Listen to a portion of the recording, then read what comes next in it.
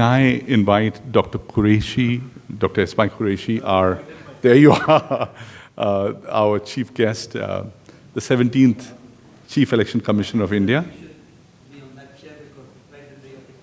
Right, sir, that's appropriate. And Dr. G.B. Rao, Senior Advocate of the Supreme Court of India. May I also call on stage Dr. Praful Talera. Commemorate the 75th anniversary of the Constitution of India. And we would like to start this event, first of all, by listening to our chief guest, Dr. Esmail Quraishi. Dr. Quraishi has been the 17th Chief Election Commissioner of India. He has been serving in various capacities in the government. And today, he will share on the importance, the relevance of the Constitution of India. The perspective is to speak about the vision of the Constitution when it was formed in 1949 and the journey thus far when we see India or the Constitution at 75. The question I also have is, where are we? What are the gaps and the challenges? And what do we do when we see the Constitution at 100? Without much ado, let me hand it over to Dr. Quraishi.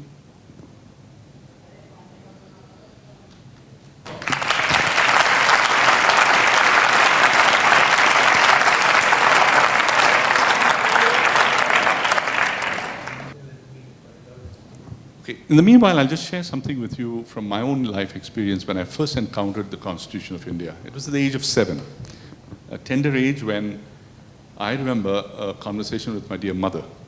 You see, every morning we used to sing the national anthem Jan Gan Man in school. And that went on for 10 years in my memory. In Bombay, where I grew up, the school ended at the end of the 10th standard and we went into college at the end for the 11th standard studies. And my mom and I used to have everyday conversation of what happened in school. And so she got down to discussing the national anthem. And then she asked me a question, do you understand what you sang? And I said, no, Mummy, I didn't. And so she then took out the English transliteration, the English translation of the highly Sanskritized, Bengali, which is Jan Gan Man, which was composed by Gurudev Rabindranath Tagore, and she made me read it. And I exclaimed and said, Mummy, this is a prayer to God for our nation and for our brothers and sisters. And my mother was a teacher and a principal later on. That was the way she had taught me in life. A lot of my schooling was at home, besides going to school. Later in life, when I went through college and I entered law college and I studied the Constitution of India and I encountered this fantastic book and the contents, and Article 51A caught my attention, and that's where later in life I began to implement it when we founded the Lorraine Music Academy and the Lamb Trust. And they say the mudda, or the principle, the core of what we're doing is the national anthem, which is the first song that we would like every Indian to learn, because that's the one song that unites every Indian.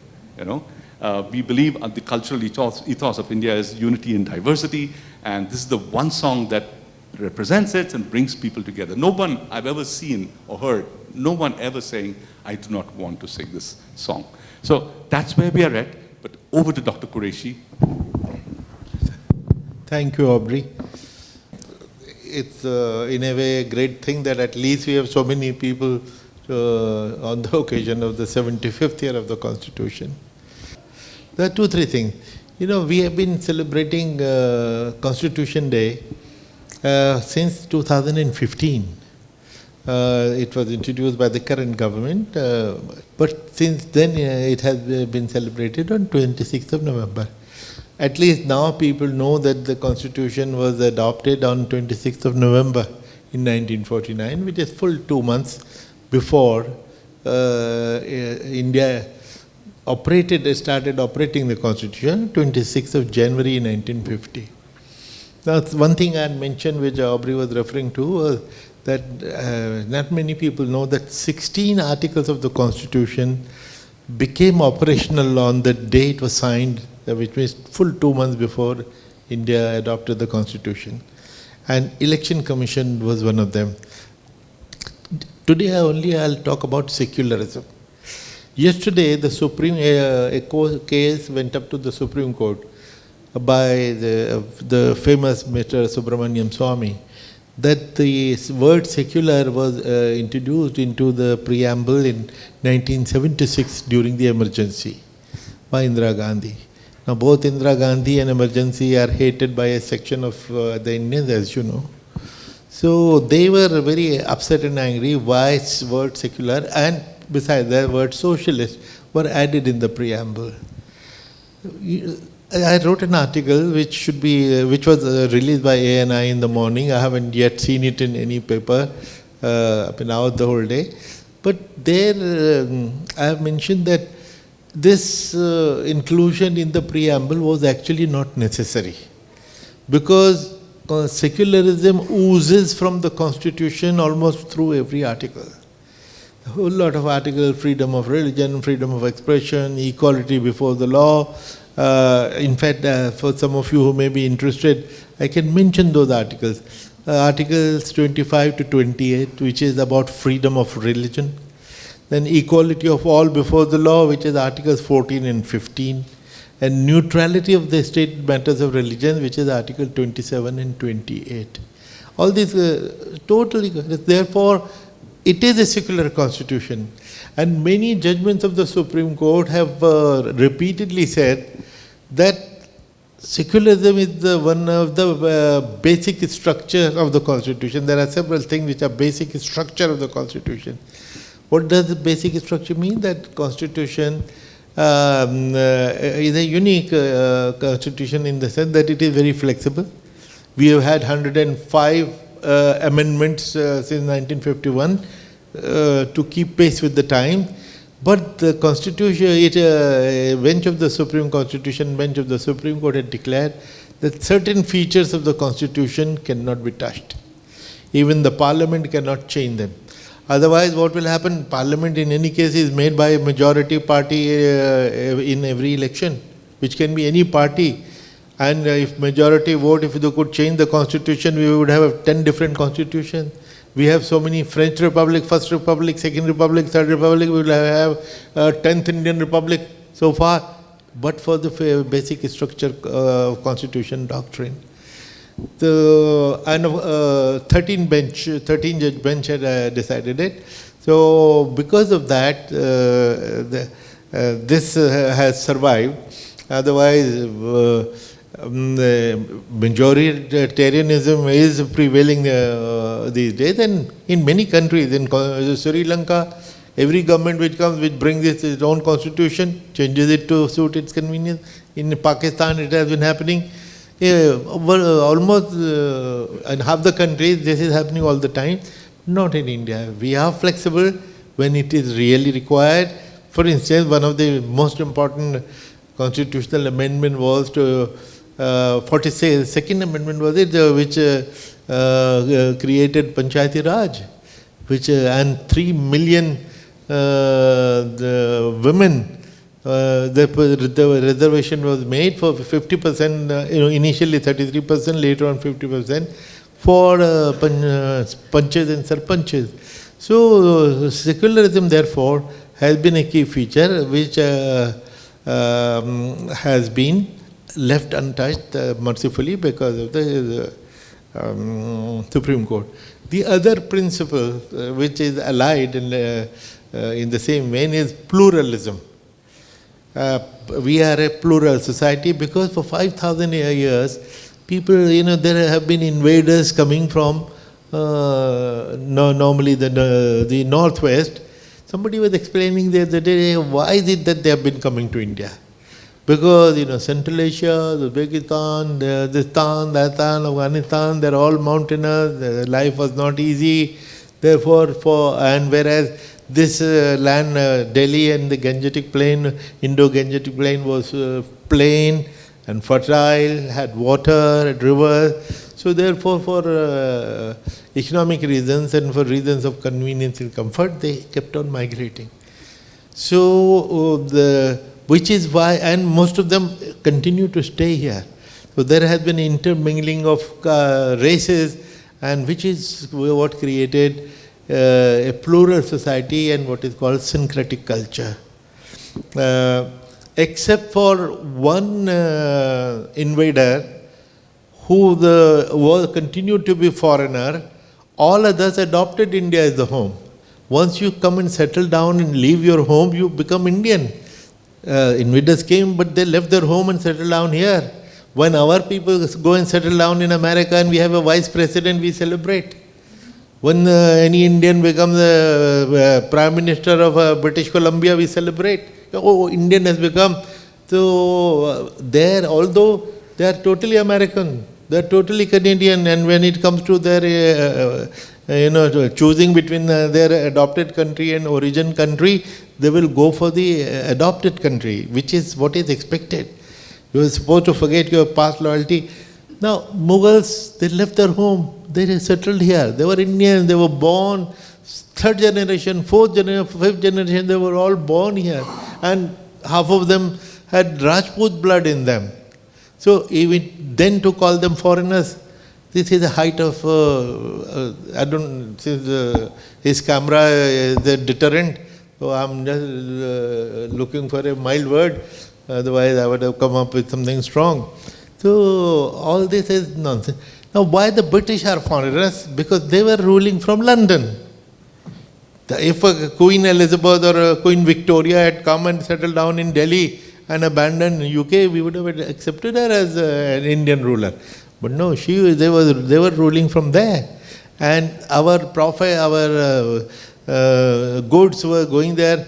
In fact, there was a quotation which I had heard in my BA history, that the British said, we are here for your good and your goods.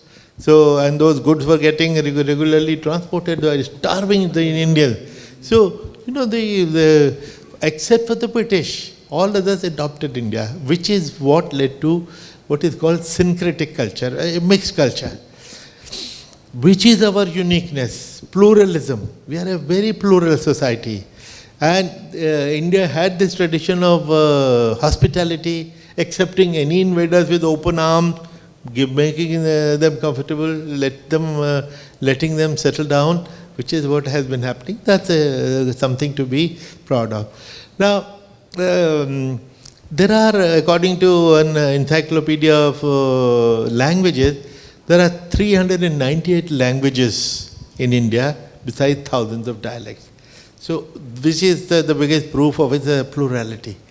If you go to the south, you will not be able to read a signboard in Tamil or Telugu or Kannada. They're all in the local language, but they're all Indian.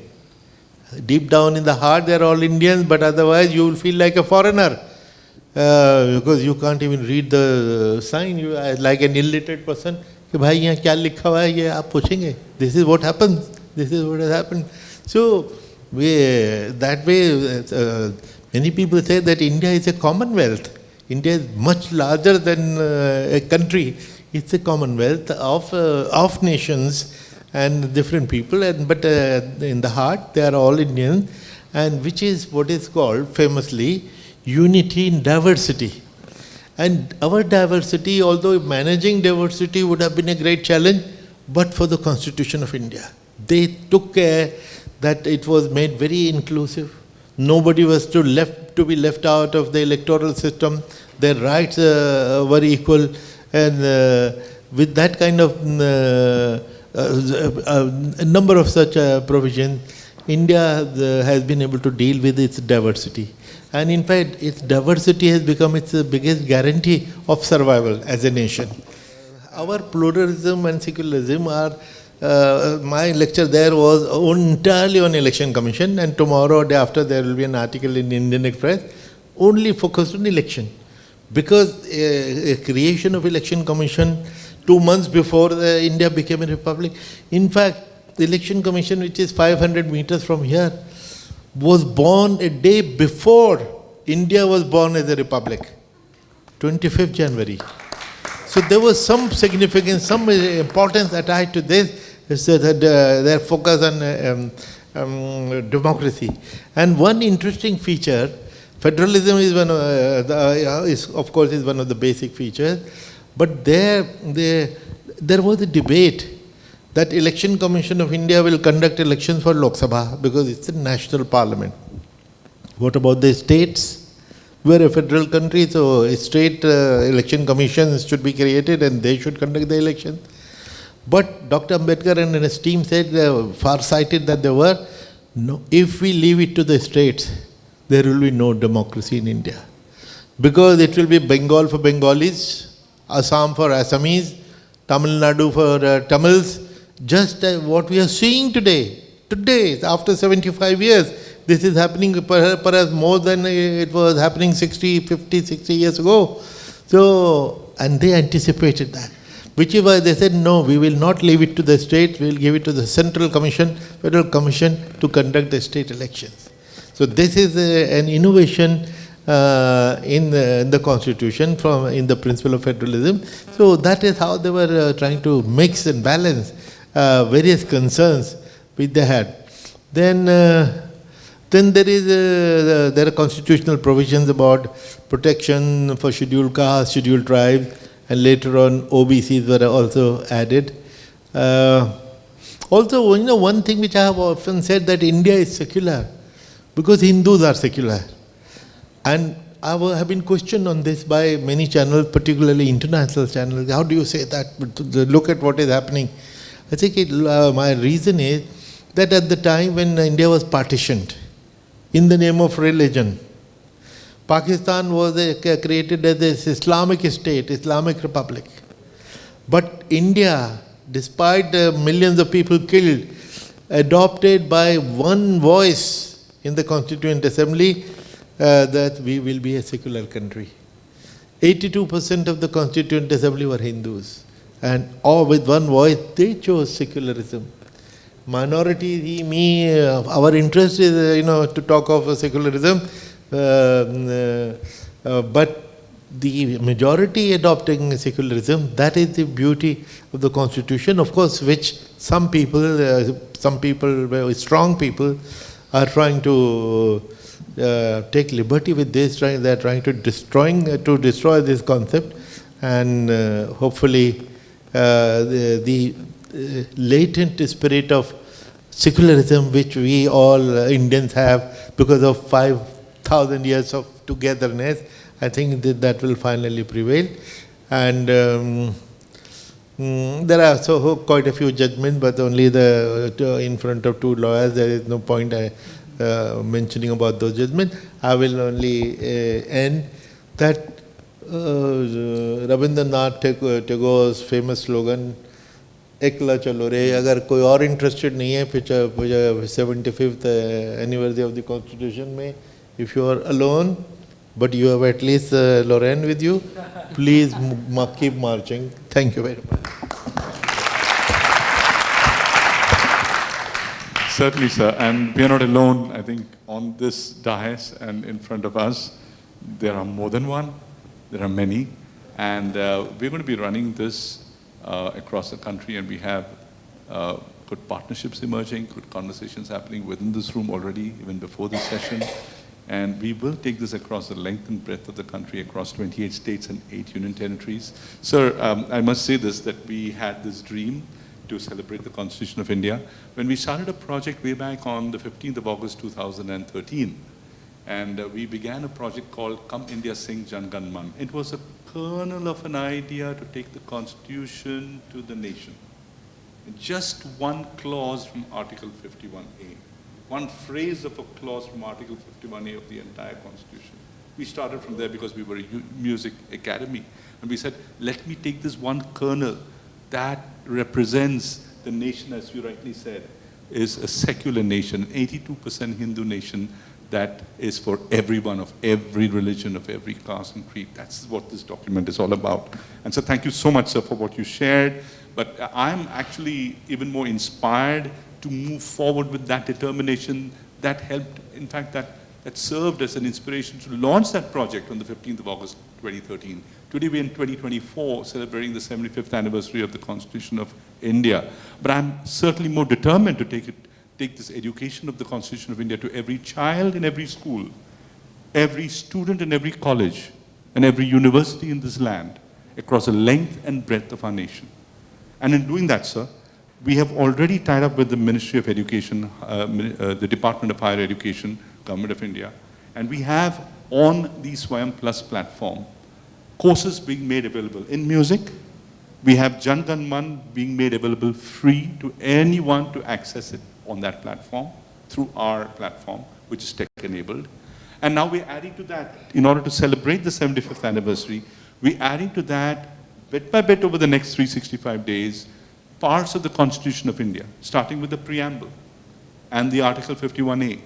And so with your guidance, various other key chapters and key elements of the Constitution to make it present first to the students of higher education, which is the colleges and universities. We've got 5 crore or thereabout students waiting to learn. And these students, when they learn it, they will have credits. They will gather credits for their graduation. So these are steps that Lorraine Music Academy and Lamb Trust have already embarked on it, and I'm very encouraged to go with that, in that direction. I have 1 or 2 questions, sir. And if I can, ask you, if I may ask, and maybe the panel can ask, 1 or 2 questions, sir, is that it's been a great journey over the last 75 years. It's been, I'm touched with the fact that after the terrible pain of millions of deaths due through that partition, we passed this in 1949 and we implemented it in 1950, Republic Day. But sir, do we see gaps still? Are there challenges? What can we do, as you see, sir, with your experience and wisdom? What can we do to meet those challenges and gaps in our journey towards a Constitution of India at 100 over the next 25 years? Well, India has moved immensely from 1947. We were deficient in food. We were begging around for wheat. We used to get Pier 480 wheat from America. Extreme poverty. Although we were still the 2nd largest population in the world, but nobody really bothered about us. There was a time, till not very long ago, till about 20 years ago, when our Prime Minister went to America, this will be a news item on the 11th page, 2 lines. Not anymore. So at the same time, the fact that we had, the foundation was of democracy and India was laid by statesmen-like figures, Mr. Nehru for sure. Every conceivable institution was created by Nehru. IIT, IIMs, AIMS, space, atomic energy, you name it. Every institution which has brought India to this position was created. The foundation was laid in that time. Of course, there is an evolutionary growth. Every institution grows. If instead of 1 aim, there are 6 aims, it doesn't reduce the credit of the founder, Mr. Nehru. He was a very far-sighted man. I remember once somebody who was a translator, Hindi translator to Mr. Nehru, a friend of mine called Premchand Arya from Information Service, he said there was once an article published in a newspaper, perhaps a Statesman, very strong article criticizing Pandit Nehru for becoming dictatorial. And the interesting thing, there is that article was written by Mr. Nehru himself in some other name. Because he was a man who believed in democracy.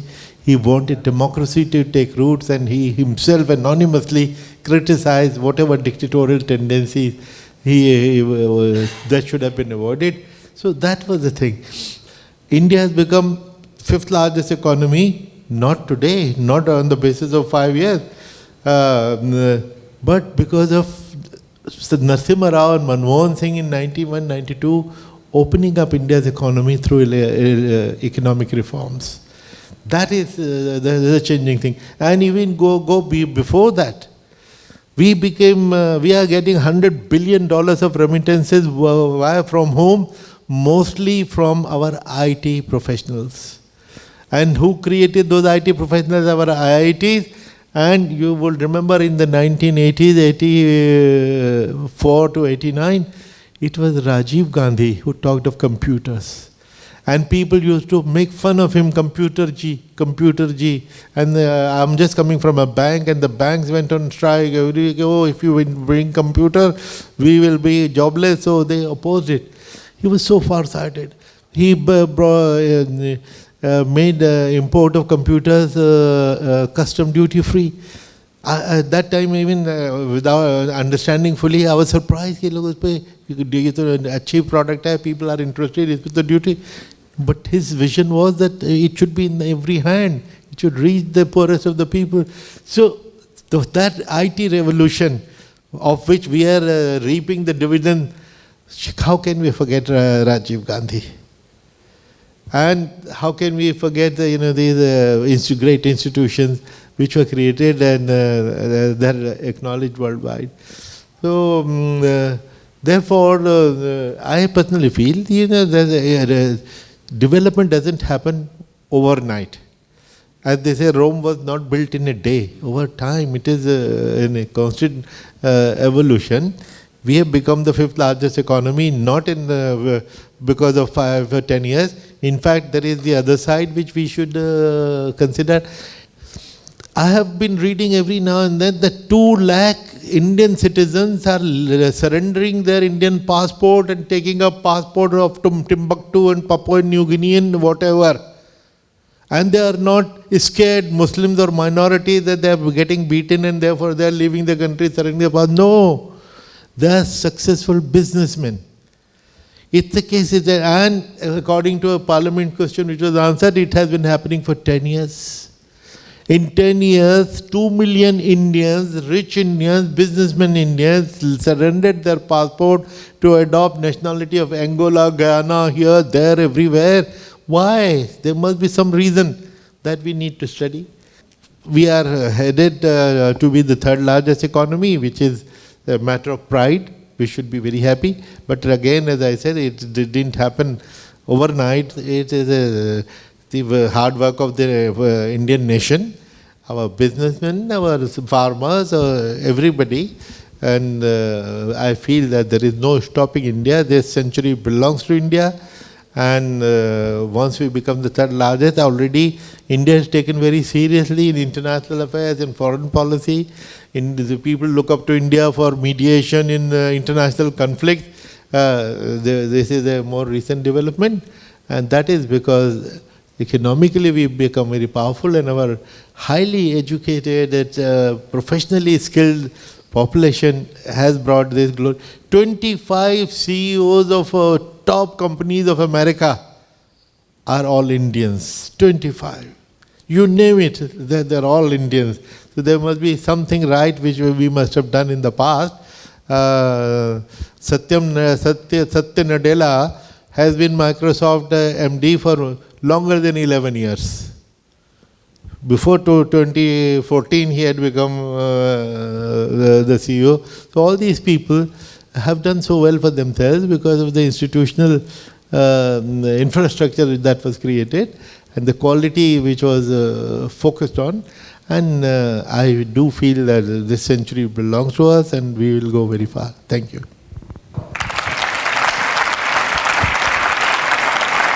Indeed, sir. Thank you.